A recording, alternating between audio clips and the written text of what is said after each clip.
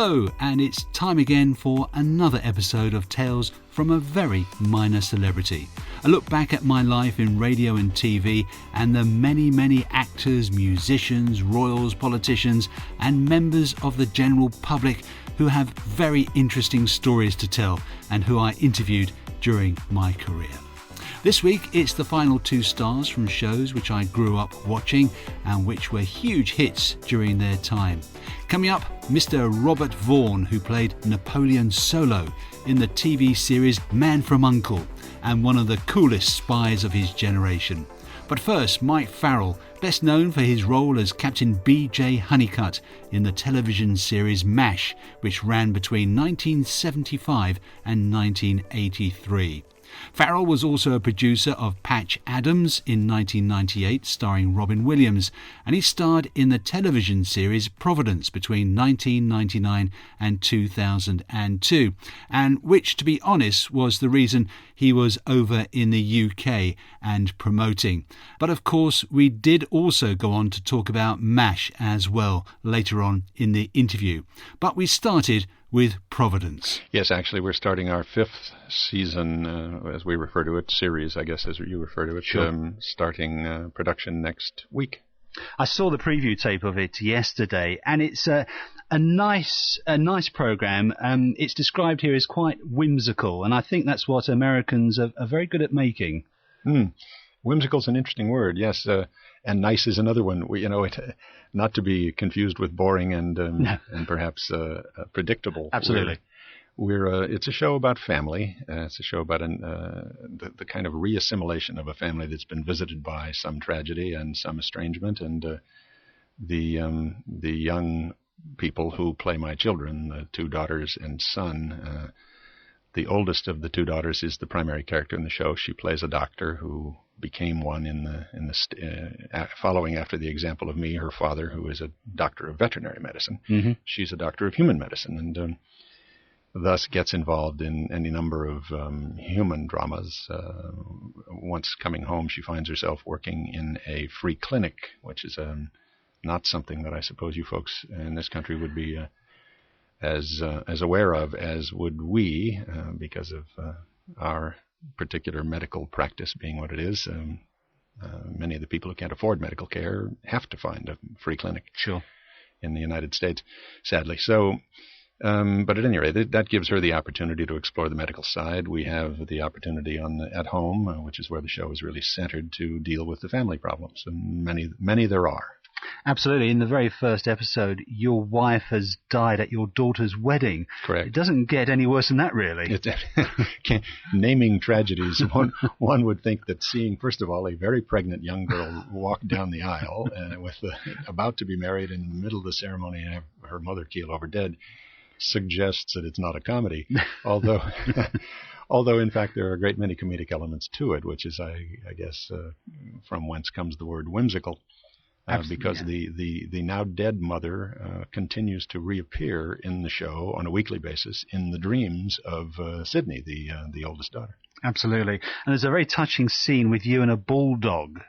Oh, yes. Oh, that's a great show, a great aspect of the show. At one point there was a dog, a bulldog, a lovely fellow who was about to pass on, and his owner brought him to me, and the issue was one of finding a way for him to be allowed to pass on with dignity, and we managed to do that. I know a lot of people say never work with children and animals. I keep remembering that. Did you come across any problems, because you are a vet in the program, any strange stories?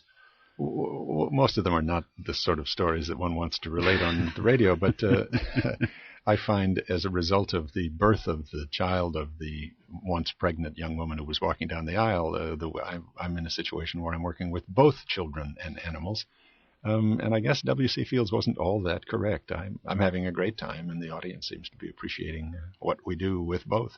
Because it's apparently as successful, if not more successful, than some of your biggest shows, Annie McBeal, West Wing, to name but 2. Well, when we debuted, the comparisons were made with the debut of those shows, and many others. I guess our debut was quite extraordinary, and the audience that found us clung to us, and we've been very fortunate to enjoy great success now for 4 seasons, 4 series, and as I say, going into the 5th, we've got our fingers crossed that it continues. Is it something that you want to carry on doing? Well, at least for the next season, the next series, I'm there by contract, and I'm also there by initiative, I suppose. I like it. I enjoy the people I'm working with. The shows have been fun to do. Actually, in one series of shows that you haven't yet seen, there's a quite dramatic development that befalls my character, and it's given me an extraordinary opportunity as an actor. So that having now been put behind us, we're back on even keel, and it'll be interesting to see what happens next year. Because I suppose you need, strong storylines like you're suggesting to keep it, fresh for you. Absolutely, sure. I mean, one can, if things get to be too ho-hum, you can just, fall asleep and begin to do your dialogue in a state of somnambulation. But that doesn't happen in our show. It's a show that really is enriched by the characters and by the writing, clearly. But the investment of the actors is quite a wonderful one. And these young people I'm working with are very, very exciting young talents that I think you'll be seeing and hearing from for many years to come. Forgive me, I must mention M.A.S.H. You, of course, were B.J. Hunnicutt. You're forgiven. Well, it's a program that was loved over here and over your side of the pond as well. And it went for a number of years, for many, many years. And it must have been something that you enjoyed working on. I loved every minute of it. I was lucky to be selected to be one of the members of the cast, and felt all those years to be nothing less than grateful for the time I had there. I made great personal relationships with the people with whom I worked, and I was very proud of the work we did and continue to be. And it finished. Was it your decision or was it the network's decision? No, we decided. Alan and I actually originally made the decision, and then we, as was our tradition, we sat down with the other members of the cast and talked it through and made the determination that it was time for the show to end, rather than allow some network executive at some point in the future to say, well, ho-hum, that's enough of that. We decided we wanted to go out with our heads held high, and that's what we did. And the final program, when it was finally aired, it made the news, really, didn't it? Yes, it did, in many respects. We were featured on the cover of one of the major news magazines, and the ratings went through the roof, never to be equaled, never have been, and in my view, never will be. But it also made the news in that the size of the audience in one instance was measured in New York City by the flushing of toilets at the end of the show.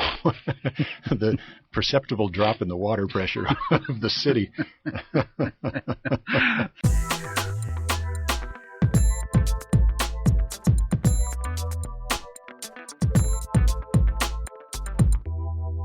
Mike Farrell. M.A.S.H, of course, was an acronym for Mobile Army Surgical Hospital and was adapted from the 1970 feature film starring Elliot Gould and Donald Sutherland. The TV show starred Alan Alda as Benjamin Hawkeye Pierce and also Wayne Rogers as Trapper John McIntyre, and they were famously joined by head nurse Margaret Hotlips Houlihan, played by Loretta Swit. Its final episode, Goodbye, Farewell and Amen, was the most watched finale of any television series and the most watched episode of a scripted series, with an incredible audience of around 125 million people. Now, Robert Vaughn. His television roles include the detective Harry Rule in the 70s series The Protectors, Morgan Wendell in the 1978 miniseries Sentinel, and the formidable General Hunt Stockwell in the 5th season of the 1980s series The A-Team. When we spoke, he was promoting his role as the grifter and card-sharp Albert Stroller in the BBC series Hustle, and he appeared in all but one of its 48 episodes. He also appeared in Coronation Street as Milton Fanshawe from January until February 2012. On the big screen, he portrayed the gunman Lee in The Magnificent Seven and war veteran Chester Gwynn in The Young Philadelphians, which earned him a 1959 Academy Award nomination for Best Supporting Actor. But it was, of course, his role as the suave spy Napoleon Solo in the 1960s series The Man from U.N.C.L.E., which he is best known for. And I asked him if the show's success and his resulting popularity was a surprise. It was very surprising in the sense that prior to doing that television series, I had been basically thought of as a dramatic actor, doing everything from Hamlet to very serious roles on television. Got an Academy Award nomination for a very serious role in a film called The Young Philadelphians of Paul Newman, where I played an alcoholic who lost his arm in Korea and so on.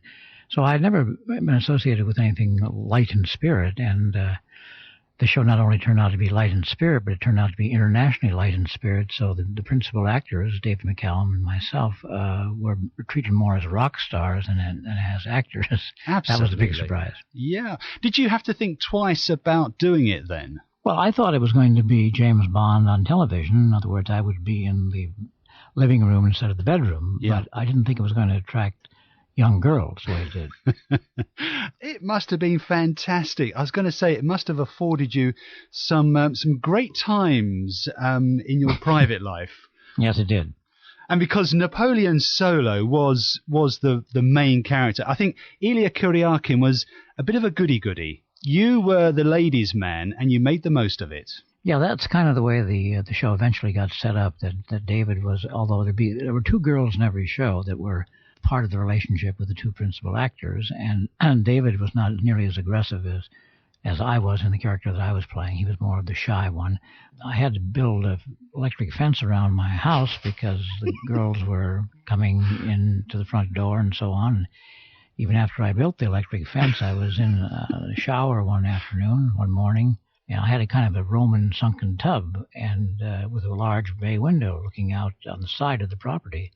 And I was washing away and whistling away, and I looked up, and there were two girls looking in the window at me. No! So I figured out a way to avoid that and scooted them off the property because I didn't want any lawsuits. No, absolutely. How long did it take you, or have you shaken off the role of Napoleon Solo? Well, the public, certainly, and when I travel throughout the world, and in England, and even in America, that's what they associate me with more than anything else. But it really never affected my career in any way because although I played mainly bad guys or cold guys or vicious guys or mean guys or devious guys before I did The Man from U.N.C.L.E. And the moment I was done with The Man from U.N.C.L.E., the first movie I did after The Man from U.N.C.L.E. was a film called Bullet with Steve McQueen, where I played a very reprehensible political figure. And so I pretty much went back to doing after U.N.C.L.E. what I'd done before. Did you enjoy doing the sort of bad guy roles? Oh, yeah, they're always fun. The audience always remembers the bad guy. They do. They may love the hero, but they remember the bad guy. Yeah, absolutely. But talking of heroes, you were also in The Magnificent Seven. And sad to say, you are the only remaining member of that group. That is an accurate observation, but I look at it this way. It's better than the alternative. It is, but so many great actors have sadly passed away, but it's great that you're around. Even better for you, I suppose. Absolutely. Yeah. My wife said to me recently when we had a memorial service for Jimmy Coburn, who I went to college with. I've known him all my life, as a matter of fact. And my wife said to me shortly after, she said, I think you've got to invest in a new black suit because you're attending a lot of memorials these days. Kind of a silly thing to joke about, but there do seem to be a number of the old-timers, friends of mine that have been around for a long time, that are passing on.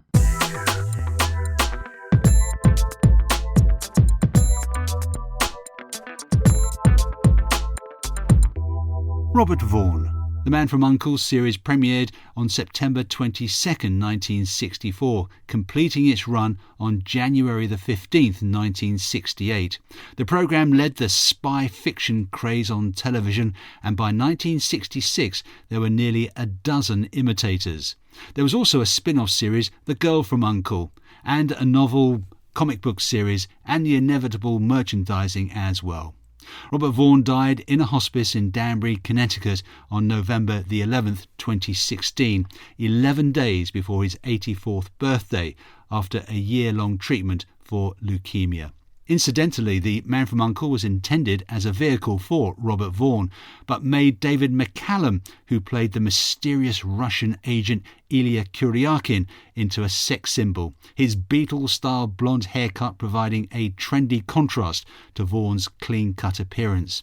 McCallum's character was originally conceived as a peripheral one. However, Vaughn and McCallum's on-screen chemistry was quickly recognised by the producers, and McCallum was elevated to co-star status.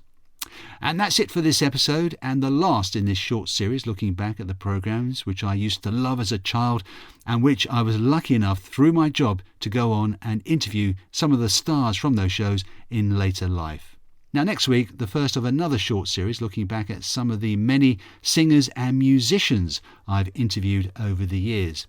And first up is Alison Moyet, who came to prominence as half of the duo Yazoo and then went on to carve out a very successful career as a solo artist. No, Vince had enough. He'd had enough of working with me. He did. And, that's okay. And I do understand that, because it's like, this was his thing. If Vince could have sung, he would have sung. But he couldn't, so he needed a singer. And it must be tough when you've made yourself famous, you've pulled somebody in and suddenly they've got an opinion, So I can understand that it was difficult for him, but he had enough and didn't want to work with me anymore. And I was gutted. I was quite gutted by it. You can imagine. Well, yeah, it's like this was my kind of...